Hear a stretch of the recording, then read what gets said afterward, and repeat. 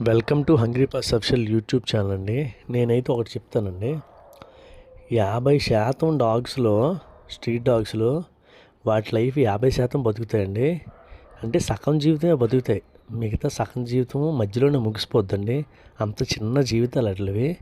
వాటి మీద చాలామంది పగ పెట్టుకొని గ్రామాల నుంచి, పట్టణాల నుంచి వాటిని తరిమేసి తిండి పెట్టకుండా చిత్రవద చేసి దారుణంగా కొంతమంది చంపేసి, ఎక్కడో ఒక సంఘటన జరిగితే ఆ సంఘటనని సోషల్ మీడియాలో 1,00,000 సార్లు తిప్పుతారండి.